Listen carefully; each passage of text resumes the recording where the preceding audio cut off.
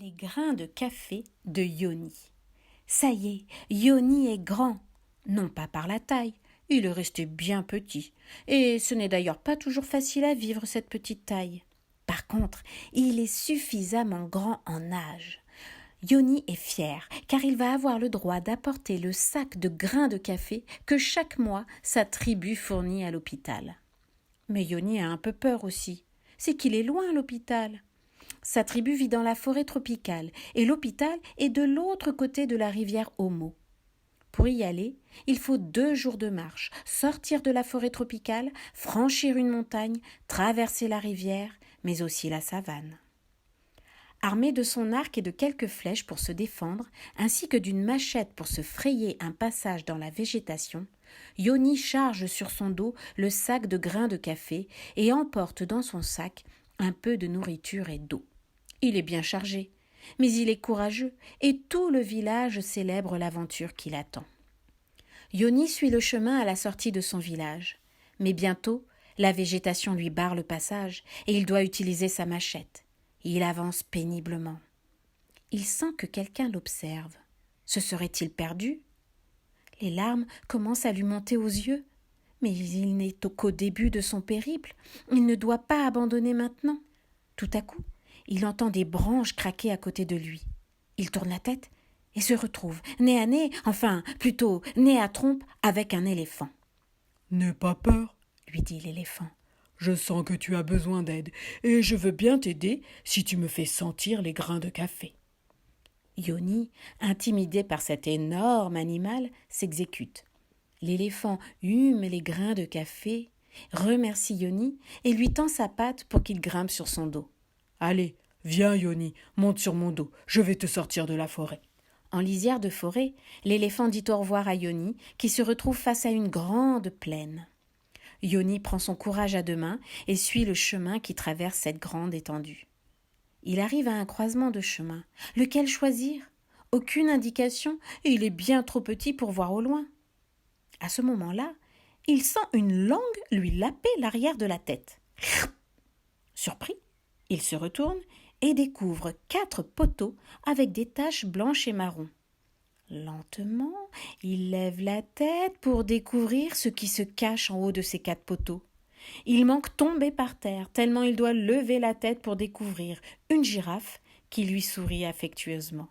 « Hé, petit bonhomme, tu m'as l'air perdu. Puis-je te proposer mon aide ? » ?»« Oh, avec plaisir, madame Girafe. Je ne sais quel chemin emprunter pour aller à l'hôpital où je dois livrer ce café. Si vous me permettez de grimper le long de votre immense cou, peut-être pourrais-je voir la direction à prendre. »« Je t'en prie, dit la girafe, qui écarte ses pattes et baisse son long cou pour permettre à Yoni de le gravir.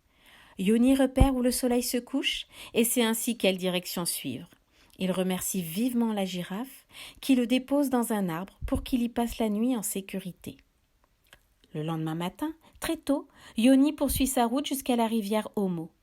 Malheureusement, le pont qui permet de traverser la rivière est cassé à cause des vents et de la pluie de plus en plus fréquents ces derniers temps. Yoni s'assoit, effondré par cette nouvelle. Jamais il ne va réussir à rejoindre l'hôpital. Ah, quel dommage! Certes, la rivière n'est pas très large ni profonde, mais elle l'est bien trop pour lui. Yoni a bien remarqué, à quelques dizaines de mètres, un troupeau d'hippopotames au bord de l'eau. Peut-être pourrait-il lui donner une solution. Yoni est très timide, mais il n'a pas trop le choix s'il veut réussir son aventure. Il a très peur, car si les animaux pensent qu'il est là pour chasser, ils peuvent se mettre à lui foncer dessus. Yoni pose tout son matériel et s'approche, en levant les mains pour montrer qu'il ne cherche pas la bagarre, mais la paix. « Bonjour, j'ai besoin de traverser la rivière pour me rendre à l'hôpital, mais le pont est cassé. Savez-vous où il est possible de traverser ?»« Je t'aurais bien dit de traverser à la nage, mais les crocodiles ne feraient de toi qu'une bouchée, » lui dit un des hippopotames. « Oh, tu nous as l'air bien gentil, petit bonhomme, alors on va t'aider à traverser. Tu n'auras qu'à grimper sur mon dos. Les crocodiles n'aiment pas ça. Ils savent que nous pouvons les retourner comme une crêpe en nous imitant à plusieurs. Et puis, en ce moment, ils sont plus bas sur la rivière. Ils ne viennent pas trop par ici. Sois tranquille. » Yoni court récupérer ses affaires et, aidé par un bébé hippopotame qui lui sert de marchepied, il grimpe sur le dos du chef hippopotame. Tout le troupeau se met à l'eau et silencieusement traverse la rivière Omo. Yoni met pied à terre sur l'autre rive et ne sait comment remercier les hippopotames. Il espère les retrouver au retour et leur dit à bientôt.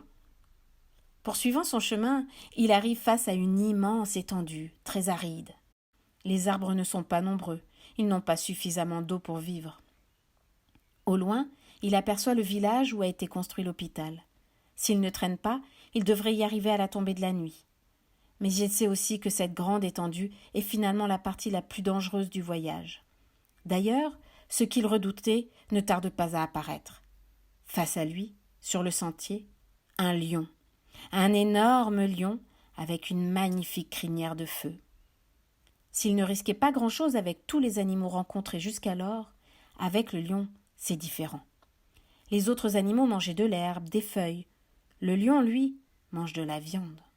Et Yoni se dit que le roi de la savane ne serait pas contre de la chair de petit enfant.